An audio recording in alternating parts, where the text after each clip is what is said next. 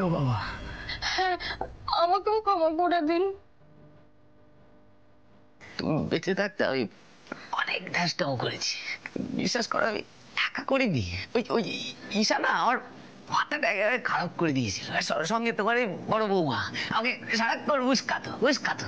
হ্যাঁ, এখন তো সব দোষ আমার। তুমি নিজে জানো একবার সাধু পুরুষ। না, দোষ আমাদের দুজনেরই আছে।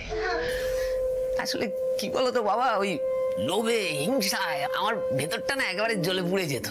তাই খাল কেটে কুমির তো আমরা নিজেরাই নিয়ে এসেছিলাম। এখন বুঝতে পারছি বাবা যে এই সংসারে কে কাছের মানুষ, কে ঘরের মানুষ, কে বাইরের মানুষ, সব বুঝতে পারছি বাবা। ওই ঈশা না আমাদের মাথাটা একেবারে খারাপ করে দিয়েছিল, আমার মতিভ্র হয়ে গেছিল বাবা।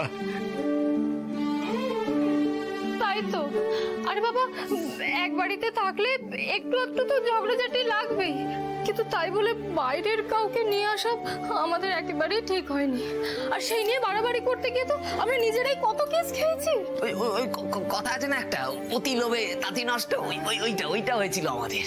কিটা করেছি আমরা, পর্ণাকে মারতে যাওয়া থেকে শুরু করে দত্ত বাড়ি বিক্রি করে দেওয়া, দলিল চুরি, আর সব থেকে বড় কথা বাবা, তুমি বেঁচে থাকতে তোমার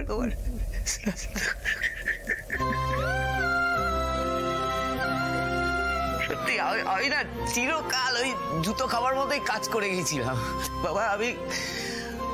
আমি কোনোদিনও তোমার ভালো ছেলে হয়ে তো দেখাতে পারিনি, কিন্তু আমি কথা দিচ্ছি বাবা, আমার ছেলে তোমার ভালো নাতি হয়ে দেখাবে। আজকে তুমি যদি থাকতে না বাবা, একবার তোমাকে জড়িয়ে ধরতাম বাবা।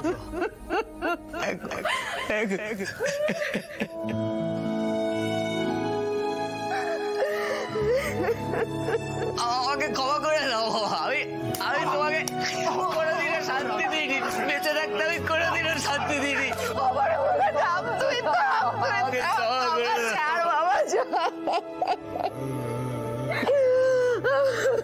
বেঁচে থাকতে তোর এই পরিবর্তন দেখতে বাবা আমি ভাবতে পারিনি বাবা।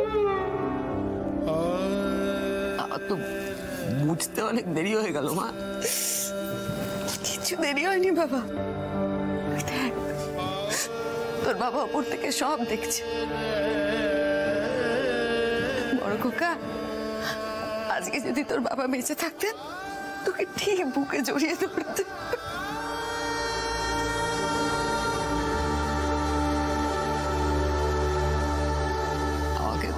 আপনাদেরকে আসতে বললাম, আসলে আমি ভাবলাম অনুষ্ঠানের মধ্যে থাকলে হয়তো আপনাদের একটু ভালো লাগবে, তাই। আমি আপনার কাছে ক্ষমা চাইছি, আসলে শাসনের বাঁধনটা কখন আলগা হয়ে গেছে বুঝতে পারিনি। অমলানটা যে এইভাবে মানুষ থেকে পশু হয়ে যাবে এটা ভাবতে পারিনি। অবিনাশবাবু, এতে কিন্তু আপনাদের মানুষ করায় কোনো খামতি নেই। দেখুন, আপনার তো আরো 2 ছেলে আছে, কই তারা তো এমনটা হয়নি, তারা তো একই শাসনে মানুষ হয়েছে। বলুন, আপনি প্লিজ এই সমস্ত কথা বলে নিজেও কষ্ট পাবেন না আর আমাদেরকেও কষ্ট দেবেন না। আমাদের বাড়িতে এত কিছু হয়ে যাওয়ার পরেও আপনি কি আপনার মেয়েকে আমাদের বাড়িতে আর পাঠাবেন? এই বাবা, এসব আপনি কি বলছেন? ও অবশ্যই যাবে। ইনফ্যাক্ট আজকে অনুষ্ঠান মিটে গেলেই ও চলে যাবে। কালপ্রিট তো ধরা পড়ে গেছে, আর কোনো ভয় নেই, আপনারা এবার নিশ্চিন্তে থাকতে পারেন। সে তো নিশ্চয়ই, আমি নিশ্চিন্তে থাকবো আর আপনারাও নিশ্চিন্তে থাকবেন, খুব ভালো থাকবেন। আমার মেয়ে পুটি সবটা সামলে নেবে। অবশ্য হ্যাঁ, ও হয়তো আপনাদের এক ছেলের অভাবটা পূরণ করতে পারবে না। না, সেটা আমরা চাইও না, আমরা মেয়েই চাই। আমরা চাই যেটা, সেটা হলো অভি ভালো থাকুক।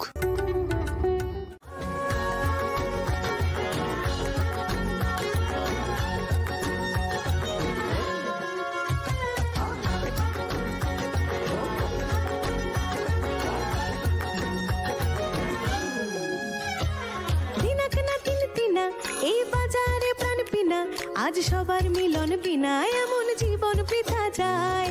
দিনাক না তিন তিনা এই বাজারে প্রাণ বিনা, আজ সবার মিলন বিনা এমন জীবন বৃথা যায়।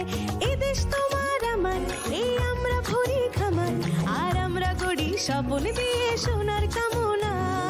এ দেশ তোমার আমার, এই আমরা ভরি খামার, আর আমরা গড়ি স্বপ্ন দিয়ে সোনার কামনা।